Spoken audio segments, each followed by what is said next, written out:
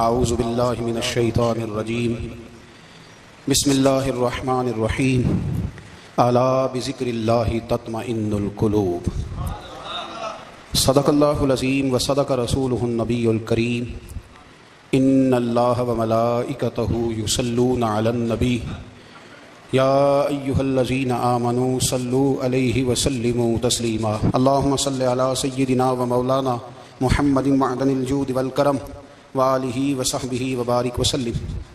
تمام تعریفیں حمد و ثنا اللہ تعالیٰ جل جلالہ کے لیے۔ زاں بعد درود و سلام نبی اکرم نور مجسم شفیع معظم احمد مجتبیٰ جناب حضرت محمد مصطفیٰ صلی اللہ تعالیٰ علیہ وسلم کی ذات والا صفات کے لیے حمد و صلات کے بعد قرآن مجید نے ارشاد فرمایا الا بذکر اللہ تطمئن القلوب، فرمایا خبردار ہو جاؤ، اللہ کے ذکر میں ہی دلوں کا اطمینان ہے، اللہ کے ذکر میں دلوں کا چین ہے۔ لوگ بہت سارا مال، بہت ساری دولت، بہت ساری عقل اور بہت سارا شعور ہونے کے باوجود بے سکون ہیں۔ جس چیز نے زمانے کو تکلیف میں مبتلا کر دیا ہے اور جو چیز ڈھونڈنے سے نہیں ملتی وہ اطمینان ہے، وہ قرار ہے۔ لوگ بھیک مانگتے ہیں، منت کرتے ہیں، دہائی دیتے ہیں کہ کہیں سے سکون کی دولت مل جائے، لیکن وہ میسر نہیں آ رہی۔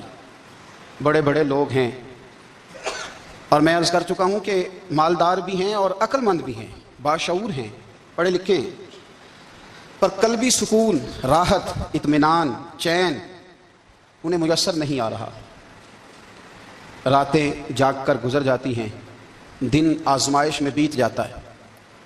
وہ کبھی اس کے لیے ٹھنڈے علاقوں کا سفر کرتے ہیں، کبھی دوستوں کی مجلسوں میں جا کر کے بیٹھتے ہیں، کبھی گھر سے دور اکیلے میں تنہائی میں وقت گزارنے کی کوشش کرتے ہیں، لیکن دولت سکون ناپید ہوتی ہے، میسر نہیں آتی۔ عرش کا رب فرماتا ہے کیوں تو بھٹکتا پھرتا ہے، کیوں دائیں بائیں جاتا ہے، چپ کر کے مسجد آ جا اور لوگوں سے بچ کے تنہائی میں میرا ذکر کر۔ اللہ ملے گا کیا؟ فرمایا الا بذکر اللہ تطمئن القلوب، میں تیرے بے چین دل کو چین عطا کر دوں گا۔ وہ تیرا تڑپتا اور پھڑکتا ہوا مزاج، اسے میں سکون کی دولت دوں گا۔ یہ تجھے کہیں اور نہیں ملے گا، یہ میری یاد میں ملے گا۔ یہ چین، قرار، سکون تجھے یہیں میسر آئے گا۔ اطمینان قلبی زندگی کا حسن ہے بھائی، دولت سکون اصل ہے۔ بڑے ٹھنڈے کمرے میں کچھ لوگوں کو نیند نہیں آتی، اور دادا صاحب رحمۃ اللہ علیہ آپ جائیں تو دونوں سڑکوں کے بیچ جو فٹ پاتھ ہے نا، اس پہ بھی کچھ لوگ سوئے ہوتے ہیں۔ ادھر سے بھی گاڑیاں گزرتی ہیں، ادھر سے بھی گاڑیاں گزرتی ہیں، لیکن بس نیند ہے نا، اللہ کا فضل ہے، اس نے دے دی ہے، آنے والوں کو آ گئی ہے۔ اطمینان قلبی، میرا معاشرہ بے سکون ہے، بے قرار ہے۔ مجھے کچھ لوگ کہتے ہیں جی میں آج کل بڑا بور ہو رہا ہوں، تو میں کہتا ہوں یار ہمیں تو ٹائم ہی نہیں ملا آج تک بور ہونے کا، نہیں وقت ہی نہیں اتنا میسر آیا، کون سا ٹائم نکالے جس میں بندہ بور ہو؟ وہ تو ہے کہ انسان کچھ فارغ ہو، کہیں اس کے پاس گنجائش ہو تو بور بھی ہو لے۔ کیسے بور ہو لیتے ہو؟ یہ کیا ہوتا ہے بور ہونا؟ زندگی میں اتنا وقت ہی کہاں ہے کہ انسان بور ہوتا پھرے اور یہ تصور بناتا پھرے کہ میں بڑی آزمائش میں ہوں تو میں بڑے بور ہو رہا ہوں، تو میں بڑی تکلیف میں ہوں۔ تو وقت بہت زیادہ ہے ہمارے پاس، لا یعنی کاموں میں ضائع بڑا ہوتا ہے، تو ہم بور ہوتے ہیں، پریشان ہوتے ہیں۔ اللہ فرماتے ہیں کہ جو میری یاد ہے نا، لیکن اس کا بھی ایک طریقہ ہے یاد کا، اس طریقے سے اگر میرے رسول کریم علیہ السلام نے فرمایا اللہ کا ذکر اس طرح کرنا کہ دیکھنے والا تمہیں دیوانہ سمجھے، لوگ سمجھیں کہ کوئی مجنون ہے، کوئی جنونی ہے، کوئی پاگل ہے۔ یہاں اللہ تعالیٰ معاف کرے، آپ ذکر کی مجلس چھیڑیں، آپ ناز شریف کی مجلس چھیڑیں تو بہت سارے لوگ پروفیسر بن جاتے ہیں، وہ ساری نہیں ہلاتے، ان کی زبانی حرکت میں نہیں آتی۔ حالانکہ رب کریم کا ذکر اس طرح کرو کہ دیکھنے والا تمہیں دیوانہ سمجھے، کہیں اور کھونے کی ضرورت ہی نہیں۔ میرے حبیب گویا ہمیں فرماتے ہیں تو رب کے ذکر میں اس طرح کھو جا کہ تجھے دنیا کا خیال ہی نہ رہے، تجھے پھر دنیا کی ہوش نہ رہے۔ لیکن اگر نماز میں بھی خیال غیر آئے، ذکر میں بھی توجہ کہیں اور ہو، زندگی میں وہ عجیب لمحہ تھا، وہ میرے ساتھ تھا اور میں تنہا تھا، اگر ماحول یہ ہو کہ آپ کہیں جسم کے ساتھ تو موجود ہوں، روح موجود نہ ہو، تو پھر لذت ذکر بھی میسر نہیں آتی، پھر کیف نہیں حاصل ہوتا۔ یاد رکھیں کہ اس طرح کھو کے رب کی یاد کہاں سے کیف آئے گا؟ الجھ ہی پڑا گئے ہیں۔ وہ مستی، وہ سرور، وہ کیف جو اللہ کے ذکر میں ہوتا تھا، جو کبھی مرشد کامل کے سامنے بیٹھ کر لوگ اللہ اللہ کرتے تھے تو لگتا یہ تھا کہ یہ یہاں ہے ہی نہیں، یہ تو کہیں اور چلے گئے ہیں، یہاں موجود ہی نہیں۔ لیکن اب وہ موج نہیں، وہ شوق نہیں، وہ درد نہیں، وہ زید نہیں۔ اقبال تڑپ کے کہا کرتے تھے خیرت کی گتھیاں سلجھا چکا ہوں، یا رب مجھے صاحب جنوں کر دے، اللہ مہربانی فرما، وہ کیفیت دے، وہ سرور دے۔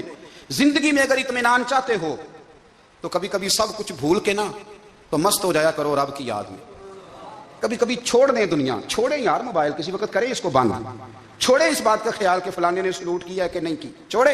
حضرت باجزید بستامی رحمت اللہ تعالیٰ علیہ فرماتے ہیں میں نے اعتکاف کبھی اپنی مسجد میں نہیں کیا، تجھے کہ سارے ہی ہاتھ چومنے والے، سارے ہی پیار کرنے والے۔ فرماتے میں جب اعتکاف کرتا تھا تو میں بستان سے دور نکل جاتا تھا جہاں کوئی مجھے جاننے والا نہ ہو۔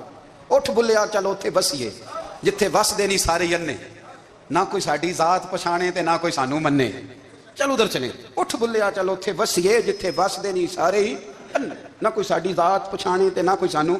اتنا شوق ہے سلوٹ کرانے کا، اتنا شوق ہے تعارف کرانے کا، اتنا شوق ہے اپنا بتانے کا، تو یہ چیز غلبہ کر جاتی ہے، پھر نام رہ جاتا ہے، روح نہیں رہتی، پھر وجود رہ جاتا ہے، پھر باطن کی کیفیت نہیں رہتی۔ خدا را اپنے آپ کو بے چین نہ کرو، بے قرار نہ کرو، بے سکون نہ کرو، رب کی یاد میں آ جاؤ، درود و سلام میں آ جاؤ، نعت کے حسن میں آؤ، تلاوت کی دنیا میں آؤ، سجدوں کے نور میں آؤ، آؤ کبھی کھول کے دل مسجد کی صفائیاں کریں، آؤ آؤ نہ کبھی کوئی بوڑھا دادی نانی دادا ان کے پاس بیٹھ کے پیر دبا کے اللہ کو راضی کریں۔ یہ کیف والی جگہ ہیں، یہ سرور والی جگہ۔ اتنی بے چین ہماری زندگی ہے، بے قرار ہے، تڑپتے ہوئے لوگ، لڑتے ہوئے لوگ، ایسے لگتا ہے ابھی ایک دوسرے کا گریبان تھام لیں گے، بے قرار بے چین۔ کسی کو انتظار کا کہا جانا کہ 10-20 منٹ کسی کا انتظار کرو، تو بعض لوگ مجھے ایسے لگتا ہے جیسے ان کا کلیجہ پھٹ جائے گا، ڈاکٹر کے انتظار میں بیٹھے ہیں تو بڑے پریشان ہیں۔ کسی کو ملنے گئے ہیں کو آدھا گھنٹہ بیٹھنا پڑ گیا تو بڑی دقت میں ہیں۔ اپنے آپ کو سکون دیں، آپ یقین کریں بڑا مزہ آتا ہے، کبھی کسی کا انتظار کرنا پڑے تو 2-4 تسبیح درود شریف پڑھی جاتی ہے، یعنی ذوق بن جاتا ہے کہ چلو اللہ نے موقع دیا ہے، کوئی سرکار کو یاد کر لیتا، تنہائی مل گئی۔ ہمارا مزاج جس سختی کا شکار ہے وہ سختی آہستہ آہستہ ہمیں زیادہ آزمائش میں ڈال گئی۔ تو میرے بھائی زندگی میں اطمینان حسن ہے، اور وہ سب سے زیادہ اللہ کی یاد میں ملتا ہے، وہ سب سے زیادہ رب کریم کے ذکر میں۔ سب سے زیادہ جو چاہتا ہے نا دل ٹھنڈا رہے، زبان میٹھی رہے، وہ مدینے والے محبوب پہ درود و سلام پڑھا کرے، وہ حضور پہ درود و سلام پڑھا کرے، زبان میٹھی رہے گی۔ میرا ذاتی تجربہ ہے کہ جو آدمی اپنے اخلاق سنوارنا چاہے وہ حضور پہ درود شریف پڑھے، جو اپنے اخلاق سنوارنا چاہے، طبیعت کو ٹھنڈا رکھنا چاہے، وہ درود شریف پڑھے، اس کا دل سکون میں آئے گا۔ کچھ کام اور ہیں زندگی میں اطمینان کے لیے، ان کا ہونا بھی بڑا ضروری ہے۔ سب سے پہلے اگر آپ چاہتے ہیں نا زندگی میں سکون ہو تو حقیقتوں کا سامنا کرنا سیکھیں۔ آپ جو ہیں وہ رہنا سیکھیں، جو آپ نہیں ہیں وہ بننے کی کوشش نہ کریں۔ حقیقت کا سامنا کرو گے تو زندگی اطمینان میں آ جائے گی۔ ہم نے نا بہانے بنا لیے ہیں، ہیلے بنا لیے، جھوٹ کے سہارے اپنے آپ کو اونچا کر لیا۔ ایک آدمی سے کہا جاتا ہے تو رشوت نہ لے، تو کہتا ہے میں غریبوں سے نہیں لیتا۔ تو میرا سوال یہ ہے کہ امیروں کا حساب لینے کی اللہ نے تیری ڈیوٹی لگائی ہے، تیرے ذمہ لگایا ہے کہ تو امیروں کا حساب کر، تمہیں کیا ضرورت پڑی ہے؟ ہم نا بہانہ کرتے ہیں، رشوت لینے والے کا الگ بہانہ ہے اور سفارش والے کا الگ بہانہ ہے۔ حقیقت کا سامنا کریں، حقیقت کا۔ جو میرے ذمہ داریاں ہیں وہ میں نے پوری کرنی، جو آپ کی ذمہ داریاں ہیں وہ آپ جان نہ چھڑائیں، حقیقت پسند بنیں۔ میرے رسول کریم پھر پڑھیے درود شریف صلی اللہ تعالی علیہ وسلم۔ حضور صلی اللہ علیہ وسلم نے فرمایا کہ میری بیٹی سیدہ فاطمہ الزہرا رضی اللہ تعالیٰ عنہا صرف جنتی نہیں، جنتی عورتوں کی سردار ہے۔ لیکن حضور نے یہ بھی فرمایا کہ فاطمہ یہ خیال رکھنا اگر اللہ نے حساب پوچھا تو حساب تم نے خود دینا ہے۔ نہیں، حقیقت کی طرف توجہ کرائی حضور نے، وہ صرف جنتی نہیں، جنتی عورتوں کی سردار ہیں، پر حقیقت کی جانب توجہ۔ میں حقیقت یہ ہے کہ اگر مالک نے حساب پوچھا تو اس کی تیاری بھی کرنی ہے۔ دیکھیں نا ہمیں کچھ یقین نہیں، اللہ معاف کرے کہ ہمارا حساب کیسا ہوگا، لیکن کتنے آزاد ہیں۔ یعنی بڑی دلیری سے بندے کہتے ہیں فجر نہیں پڑھتا جی، 3 پڑھتا ہوں جی، شاہ رہ جاتی ہے جی، کپڑے صاحب، بڑی دلیری سے۔ اور سیدہ فاطمہ الزہرا نے ساری رات مصلی باندھ رکھا ہے، حالانکہ انہیں یقین تھا کہ رب مجھے بغیر حساب کتاب جنت دے گا۔ حقیقت کا سامنا کریں، جو حقوق آپ کے ہیں وہ آپ نے ادا کرنے ہیں، جو ذمہ داریاں ہیں وہ ذمہ داریاں ہیں۔ دیکھیں نا حضرت موسیٰ کلیم اللہ علیہ السلام کے پاس اسرائیل روح نکالنے آئے تو حضرت موسیٰ نے تھپڑ مارا، آنکھ نکال دی، واپس گئے۔ اللہ انہوں نے تو جلال فرمایا، کہا موسیٰ علیہ السلام سے کہیے بیل کی پشت پر ہاتھ رکھیں، جتنے بال ان کے دست مبارک کے نیچے آئیں گے اتنے 1000 سال ان کی عمر بڑھا دی جائے گی۔ یعنی میرے کان میں کوئی بتا دے کہ جناب 60 سال بڑھ گئی، یا آپ کے کان میں کوئی کہہ دے تو خوشی ہوتی ہے کہ نہیں؟ لیکن یہ حقیقت پسندی نہیں، اس لیے کہ 60 بھی گزر جائیں گے، 70 بھی، یہ حقیقت نہیں۔ حضرت موسیٰ کلیم، چلے میں مثال دیتا ہوں، سمجھ لے 10 بال، حالانکہ بہت زیادہ آتے ہوں گے، 10 بال اگر حضرت موسیٰ کے ہاتھ کے نیچے آئے تو 10,000 سال تو عمر بڑھ گئی نا۔ 10 یعنی 10 سال نہیں، 10 100 نہیں، 10 بہت زیادہ تھی نا۔ تو حضرت موسیٰ کلیم اللہ علیہ السلام سے آ کے عرض کیا گیا حضور بیل کی پشت پر ہاتھ رکھیں، جتنے آپ کے ہاتھ کے نیچے بال آئیں گے اتنے 1000 سال عمر بڑھ جائے گی۔ تو حضرت موسیٰ نے حقیقت پسندی والی بات کی، فرمایا پھر کیا ہوگا؟ 10,000 سال کے بعد پھر کیا ہوگا؟ کہا حضور جانا تو پھر بھی ہے، فرمایا پھر ابھی چلتے ہیں۔ اگر جانا ہے نا، جانا ہے تو پھر، اگر جانا ہے تو پھر ابھی۔ اور سجنوں اگر نماز پڑھنی ہے تو ابھی کیوں نہیں؟ اگر داڑھی رکھنی ہے تو پھر رمضان کا انتظار کیوں کریں؟ ابھی کیوں نہیں؟ اگر سچ بولنا ہے تو پھر، اگر رزق حلال کھانا ہے تو پھر انتظار کہے گا؟ حقیقت ہوتی ہے، بہانہ ہوتا ہے۔ حقیقت چھپ نہیں سکتی بناوٹ کے اصولوں سے، کیونکہ خوشبو آ نہیں سکتی کبھی کاغذ کے پھولوں سے۔ یہ بات یاد رکھیں۔ اگر جانا ہے تو حضرت کلیم فرمانے لگے پھر 10,000 سال کے بعد بھی جانا ہے تو آج بھی۔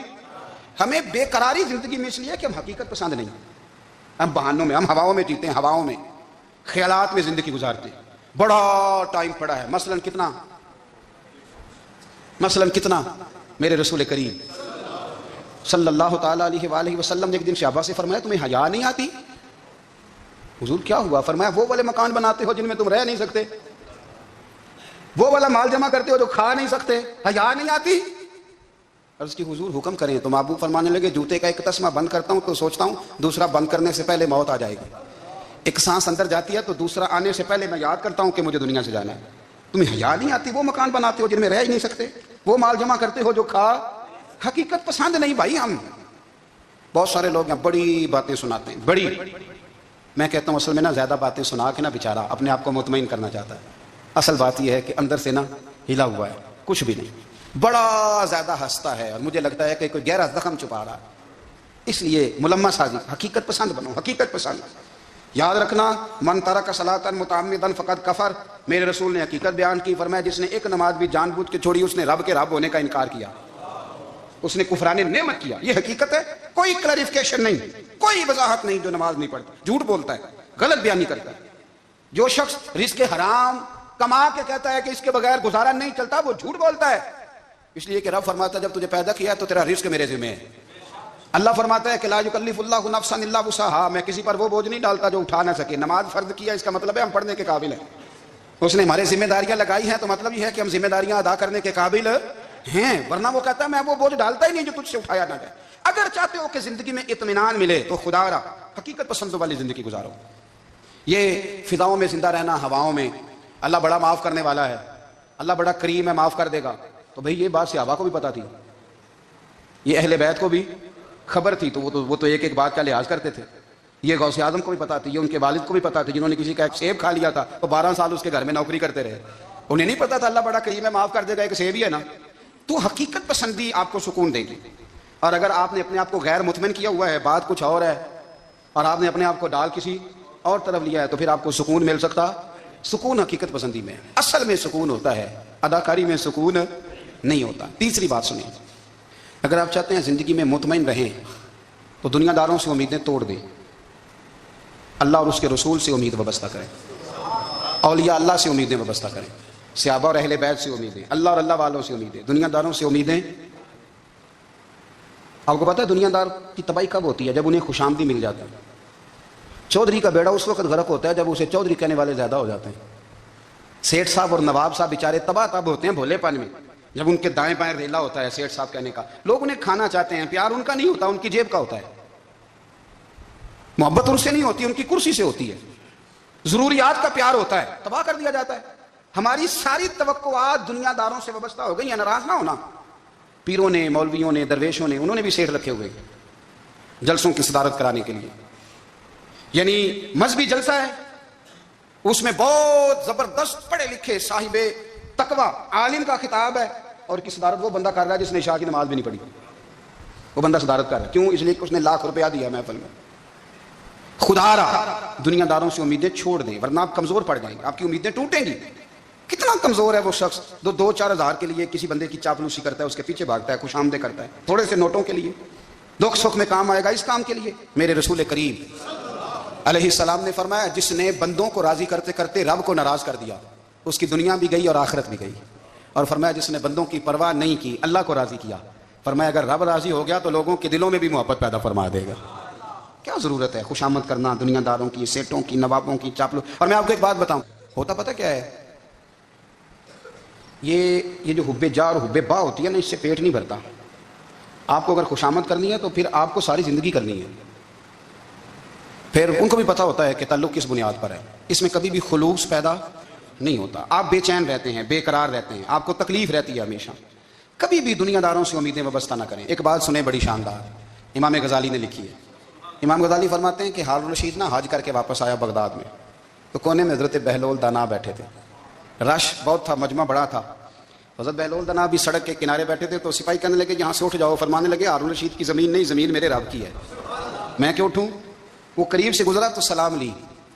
تو آپ نے اس کا پروٹوکول دیکھا تو فرمانے لگے ہارون رشید تجھ سے تگڑے تگڑے موٹے موٹے پروٹوکول میں نے لوگوں کے دیکھے ہیں، اور یہ جو تیرے دائیں بائیں آج تیرے نعرے لگا رہے ہیں یہ پہلے ان لوگوں کے نعرے لگایا کرتے تھے. اور تھوڑا وقت گزرنے دے، جو تیرے بعد آئے گا نا یہ سارے پھر ان کے نعرے بھی لگائیں گے. تو جھوٹ کی دنیا میں زندہ ہے، ان سے تو نے امیدیں وابستہ کی ہیں، یہ کل اس کے نعرے لگائیں گے. اس کے دل پہ بڑا اثر ہوا، گھوڑے سے اتر آیا. آگے کہنے لگا حضور آپ نے مجھے بڑی اچھی نصیحت کی ہے، میرا دل بڑا ٹھنڈا ہوا ہے. میں نے سنا ہے آپ مقروض ہیں، کچھ لوگوں کا قرض، تو مجھے کوئی حکم ہی کر دیں. آپ ہنسنے لگے. فرمانے لگے یار تو بڑا ہی بیوقوف ہے، بڑا ہی بیوقوف ہے تو. میں تجھے نصیحت کر رہا ہوں تو مجھے الجھا رہا ہے. حضور کوئی حکم کر دیں.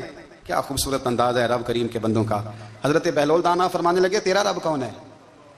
کہا اللہ. تو فرمایا میرا کون ہے؟ کہا اللہ. فرمانے لگے یہ تو نہیں نہ ہو سکتا کہ اللہ ہارون رشید کو دیتا رہے اور بہلول دانا کو بھول ہی جائے. یہ تو نہیں نہ ہو سکتا کہ ہارون رشید کو دیتا رہے اور بہلول دانا کو بھول جائے. فرمایا اس کا دل، اس کا ارادہ ہوا، ارادہ قدرت ہوا کہ بہلول مقروض رہنا چاہیے. تو اگر رب مجھے رکھنا چاہتا ہے، دکھ قبول محمد بخشا راضی رہن پیارے، اگر وہ چاہتا ہے میں مقروض رہوں تو میں بھی چاہتا ہوں کہ میں مقروض ہی رہوں. یہ تو نہیں نہ ہو سکتا کہ تجھے دے اور مجھے نہ دے. فرمایا میری تجھ سے کوئی امید نہیں، مجھے جب بھی دے گا میرا رب بھی دے گا، اور وہ دے گا تو پھر انشاءاللہ خزانے کھول کے دے گا. دنیا داروں سے امیدیں وابستہ کرنا، لوگوں کے پیچھے، یہ چھوڑ دیں. آپ بے چین رہیں گے، بے قرار رہیں گے. اللہ والوں سے ضرور امیدیں وابستہ کریں، اس لیے کہ ان کے پاس جو کچھ ہوتا ہے وہ دراصل رب کا ہی ہوتا ہے. لیکن سیٹھوں سے، نوابوں سے، سیاستدانوں سے باز آ جائیں. ہماری بڑی امیدیں وابستہ ہیں. میں اکثر کہتا ہوں جتنے پھیرے نوکری کے لیے دنیا دار کے دروازے پہ لگائے ہیں نا، اس سے کم دفعہ مسجد میں نفل پڑے ہوتے تو رب اتنی بڑی مہربانی فرما دیتا. تیسری بات یہ یاد رکھیں، اگر سکون لینا چاہتے ہیں نا، اگر سکون لینا چاہتے ہو نا تو لوگوں کو ڈسکس کرنا بند کر دو. کس کو اللہ نے کتنے پیسے دیے ہیں وہ جانے اور اللہ جانے، کس کو اللہ نے کتنی گاڑیاں دی ہیں وہ جانے، اور لوگوں کو ڈسکس کرنا. جی یعنی میں ایک جگہ بیٹھا تھا تو ایک صاحب گاڑی والا گزرا، گاڑی میں بیٹھ کے، اس کا پڑوسی تھا. کہنے لگا منہ ہے کار والا. میں کہ وہ ہے تاں ہی بیٹھا ہے. تو میں کہ سمجھانا تھی نا انہوں. میں کہ توں تے میں حساب لائیے بھی ساڈے کول کوئی نہیں، وہ تے ہے لیکن نا اللہ نے اسے دی ہے نا، تو اللہ نے چاہا نا وہ کار میں بیٹھے. تو اس نے پھٹے پہ بیٹھ کے یہ تبصرہ کیا کہ منہ ہے کار والا. میں کہ وہ ہے تاں کار رہے تھے. اب مجھے تجھے اندازہ لگانا چاہیے کہ ہم کیا یہ بحث ہے. یعنی اللہ کو چاہیے تھا معاذ اللہ کے پہلے تجھ سے پوچھتا کہ اسے کار دینی ہے کہ نہیں. کیا مطلب فضول بحث ہے. وہ چیز ہمیں اتنا تنگ کرتی ہے، اتنی تکلیف دیتی ہے کہ آپ یقین کریں سارا دن اسی کو ڈسکس کرتے ہیں، سارا دن. اس کے پاس گاڑی ہے، اس کے پاس کار ہے، فلانے کا پیسہ 1 نمبر ہے، فلانے کا 2 نمبر ہے، فلانے کا 6 نمبر ہے. اصل بات کے اندر حسد ہے، اس کو نکالو. ایک بات کہنے لگا ہوں، اسے یاد رکھنا. میرے اعلیٰ حضرت رحمۃ اللہ علیہ فرمایا کرتے، حسد کرنے والا بندوں پر اعتراض نہیں کرتا، اللہ پر اعتراض کرتا. وہ کہتا ہے اللہ اسے کیوں دیا ہے، اتنا کیوں دیا ہے، معاذ اللہ، اللہ کی تقسیم پر اعتراض کرتا. حسد کرتے ہو بے چین رہو گے. حسد آپ کے دل کو تڑپا کے رکھ دے گا. چھوڑے، اللہ بڑا کریم ہے، جس کو جہاں چاہتا ہے وہاں بٹھا دیتا ہے. آپ قطعاً اس بحث میں نہ پڑیں کہ اللہ نے کس کو کتنا دیا ہے، کب دیا ہے، کیوں دیا ہے. وہ بڑا بے نیاز ہے. حسد آپ کو تباہ کرے گا. دنیا میں پہلا گناہ جو ہوا تھا وہ حسد تھا. ابلیس نے حضرت آدم سے حسد کیا، کہنے لگا میں بہتر ہوں، سرداری اس کو مل رہی ہے، یہ تو اللہ کو پتہ ہے نا کس کو دینی ہے. اور دنیا میں پہلا قتل حسد کی وجہ سے ہوا. حابیل قابیل کے درمیان حسد کا معاملہ تھا. خاتون کا نکاح اس سے کیوں ہو رہا ہے، مجھ سے ہونا چاہیے. حسد تباہی کرتا. آپ یقین کریں، یعنی دکاندار کے سامنے دوسری دکان پڑتی ہے اور پریشان ہو جاتا ہے. وہ کہتا ہے میرا کیا بنے گا، لا حول ولا قوت الا باللہ العلی العظیم. یعنی تیرا کیا خیال ہے کہ تیرے حصے کی روٹی وہ کھا جائے گا. اتنا چھوٹا دل.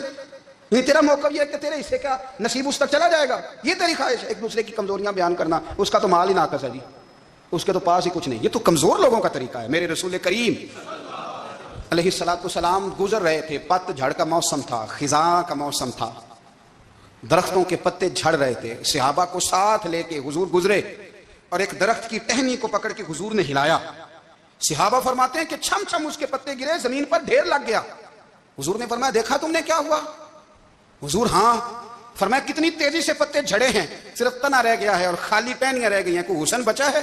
حضور نہیں۔ تو نبی کریم فرمانے لگے جو حسد کرتا ہے نا اس کی نیکیاں بھی اسی طرح جھڑ جاتی ہیں، اسی طرح۔ اور ایک جگہ حضور فرمانے لگے جس طرح راکھ لکڑی کو آگ جب آگ کھا جائے تو پھر لکڑی کو لکڑی نہیں کہا جاتا، راکھ کہا جاتا ہے، کوئلہ کہا جاتا ہے، اس کی اصل باقی یعنی اسے کھا ہی جاتی ہے۔ تو حضور علیہ الصلوۃ والسلام فرمانے لگے جس طرح آگ لکڑی کو کھا جاتی ہے، فرمایا اسی طرح حسد نیکیوں کو کھا جاتا ہے، نیکیاں رہتی نہیں۔ حسد کرنے والے کے پاس نیکیاں یعنی ان کی اصل شکل موجود، کبھی بھی حسد نہیں کریں۔ اللہ کی تقسیم ہے، جس کو چاہے جب چاہے جتنا چاہے عطا کرے۔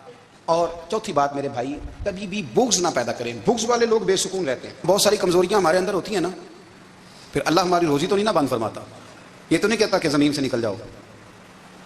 اگر یہی والا معاملہ ہو جو ہمارا ہے کہ شادی پہ اس نے میرے ساتھ برا سلوک کیا تھا، اب ساری زندگی بغض رکھنا ہے، اگر یہی معاملہ فرشتے اللہ کی بارگاہ میں کہیں کہ یا اللہ اس نے فلانے دن شراب پی تھی، اب اس کو زمین میں نہیں رہنے دینا، نظام زندگی چلے گا؟ تو اگر اللہ ہمیں معاف کرتا ہے تو ہم بندوں کو معاف کیوں نہیں کرتے؟ آپ یقین کریں اتنی لمبی عداوتیں، اتنا لمبا حسد، اتنا لمبا بغض، اتنا لمبا حدیث میں نے پڑھی، میں حیران رہ گیا۔ میرے نبی کریم علیہ الصلوۃ والسلام نے فرمایا اپنی بیوی سے کبھی بغض نہ رکھنا، اگر اس کی ایک بات ناپسند ہو تو اسے چھوڑ کے وہ بات دیکھو جو تمہیں پسند ہے۔ میں اس حدیث کو پڑھ کے سوچنے لگا کہ کیا بیوی کا بھی بغض رکھتے ہیں لوگ؟ اب حضور نے کہا ہے تو اس کا مطلب ہے لوگ بیوی کا بغض بھی رکھتے ہیں۔ اب اس پر استدلال کر کے مجھے کہنا پڑے گا کہ سسرال والوں کا بغض بھی رکھتے ہیں، کہنا پڑے گا کہ بھائی کے سسرال والوں سے بھی بغض رکھتے ہیں۔ اس حدیث کی روشنی میں میں سمجھا کہ لوگ بھابھی کا بغض بھی رکھتے ہیں، بغض، ورنہ عادتیں تو ہماری بھی کئی بری ہوتی ہیں۔ اگر عادات ایک وجہ بنے اختلاف کی تو عادتیں تو ہماری بھی کئی بری ہیں، لیکن ہم اپنی بری عادتوں سمیت اپنے آپ سے پیار کرتے ہیں، اور سامنے والے کی ایک بھی عادت بری ہو تو اس سے بغض رکھتے ہیں۔ بغض نہ پیدا کریں۔ میرے نبی پاک علیہ الصلوۃ والسلام نے فرمایا کچھ چیزیں تمہارے دین کو مونڈ ڈالیں گی، تباہ کر دیں گی، کاٹ دیں گی۔ حضور کون سی؟ فرمایا حسد، تکبر اور بغض، یہ تمہارے دین کو تباہ کر دیں۔ ہم بے چین اس لیے ہیں کہ ہم نے بہت سارے لوگوں کا بغض پالا ہوا ہے، اور ہر فیلڈ میں سیاستدان نے سیاستدان کا، ذاتیات پر اتر کے بات کرتے ہیں، معزز ترین لوگ، تاجر نے تاجر کا، اللہ ماشاء اللہ بعض جگہ پہ اہل علم بھی ایک دوسرے سے عداوت رکھتے ہیں۔ خدا را دل رب کریم کے آنے کا ٹھکانہ ہے، یہ صاف ہوگا تو اس میں رب رسول کے جلوے ہوں گے، اگر اس میں عداوت ہو، اس میں بغض ہو، اس میں کینہ ہو، نفاق ہو۔ سنیں میرے رسول کریم حضرت ابوبکر صدیق رضی اللہ تعالیٰ عنہ کہتے ہیں میں رو ہی پڑا۔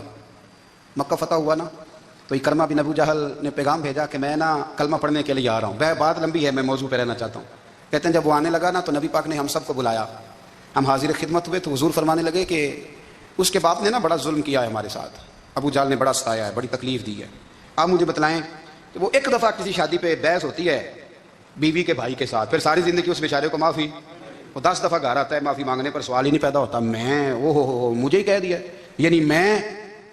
پھر مجھے ہی کہہ دیا آپ نے، اور میری شان میں بے ادبی، اور پھر میں معاف کر دوں، توبہ توبہ توبہ، یہ کیسے ہو سکتا ہے؟ میری ناک نیچی ہو جائے گی، اور آپ نے مجھے کہہ دیا، سوال ہی نہیں پیدا ہوتا۔ اور یہ رونا میں اکثر ہوتا ہوں کہ شادی والے دن داماد صاحب کا زیادہ دماغ خراب ہوتا ہے۔ جب چھوٹی سالی کی شادی ہوتی ہے نا اس دن اس کو بخار چڑھتا ہے، کوئی اس کو کان میں کہتا ہے تیری عزت نہیں کر دے، اس دن اس کا دماغ خراب ہو جاتا ہے، بچے اٹھا کے نکل آتا ہے، وہ بیچارہ سسر منتیں کر رہا ہوتا ہے کہ تیری مہربانی آ جا، یہ عزت کرا رہا ہے۔ تو میں نے کہا احتجاج کر کے جو عزت کرائی جاتی ہے وہ عزت نہیں ہوتی۔ ہاں یہاں مانگ کے عزت لیتے ہیں لوگ، یا احتجاج کی کوئی عزت ہے؟ آپ کے اندر کمالات اتنے ہوں کہ آپ کی عزت کرنے کو دل چاہے، یعنی مزہ آئے، یعنی لطف آئے، یعنی آپ دور بیٹھے ہوں تو کسی کا دل کرے آپ کو اسٹیج پہ بلانے کے لیے۔ یہ کیا بات ہوئی کہ چھائے جانا اور بھاگ کے آگے جانا؟ ان سے نکلیں۔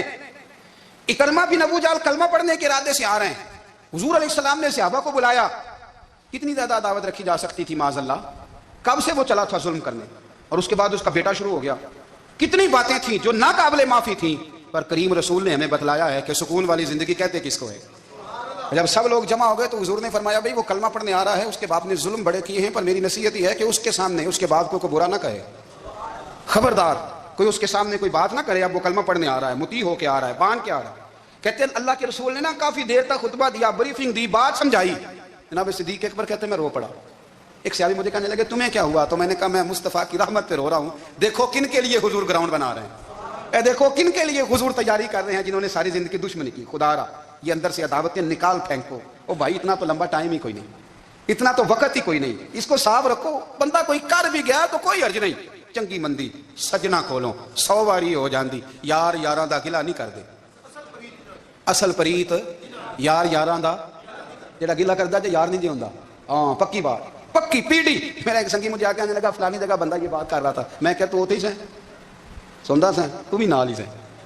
मेरा तो सज्जन बात सुन ही नहीं सकता। चंगी मंदी सजना कोलों सह वारी हो जाती, यार यारां दा गिला नहीं करते, असल प्रीत जिन्हां दी। हाँ जो बंदे फिर होते इस तरह के, उनके लिए भी मियाँ साहब ने कहा है, उनके लिए भी मियाँ साहब ने कहा है, उनके लिए भी आपने बात इरशाद फरमाई है। आपने फरमाया चंगा होया लड़ नेड़े छुटा किते उम्र नहीं लंगी सारी, बेकदरां दी यारी कोलों तौबा लख लख वारी। और चंगा होया लड़ नेड़े छुटा किते उम्र नहीं लंगी सारी। यो इस तरह का था ना शिकवे करने वाला, बुग़्ज़ रखने वाला। फरमाया बेकदरां दी यारी कोलों तौबा, यानी लाख ते लाख कितने हो गए, यानी 2 लाख वारी तौबा की थी उन्होंने, गिनी नहीं जा सकती जितनी मियाँ साहब ने तौबा कर दी। बेकदरे दोस्त बेकदरां दी यारी कोलों तौबा लख लख वारी, चंगा होया लड़ नेड़े छुटा किते उम्र नहीं लंगी सारी। तो मेहरबानी करें, एक तो अगर आप मुतमईन रहना चाहते हैं तो कभी कभी ना मस्त हो के जिक्र इलाही करें। मस्त हो, वो वाला जिक्र नहीं जिसमें आप मोबाइल भी देख रहे हैं और कहानियाँ भी। मेरे सामने को बंदा जुमे वाले दिन या तकरीर के दरमियान तस्बीह लेके बैठ जाए तो मैं उससे पूछता हूँ तो दो काम एक टाइम जिक्र में क्या करना है। मेरी भी बात सुन रहे हो, तस्बीह पढ़ी तो मुमकिन ही नहीं। तस्बीह तो तस्बीह है, जब वो होगी तो फिर कोई और काम सवाल ही नहीं पैदा हो। एक तो जिक्र करें महव हो, दूसरी बात हकीकत का सामना करें। आप अगर मुतमईन रहना चाहते हैं तो हकीकत पसंद बने। तीसरी बात हसद छोड़ दें, दूसरों को डिस्कस करना छोड़ दें। आप ये देखें कि अल्लाह ने मुझे क्या कुछ दिया, उस पर राजी रहें। और चौथी बात अदावत छोड़ दें, सीने में कीना छोड़ दें। आपकी ज़िंदगी मुतमईन हो जाएगी, आप खुशहाल रहेंगे। वो जो आप लफ्ज़ कहते हैं ना कि मैं बोर हूँ, मैं परेशान हूँ, उससे आप निकल आएंगे। अल्लाह हमें महबूब की ग़ुलामी में ज़िंदा रखे। गुलाम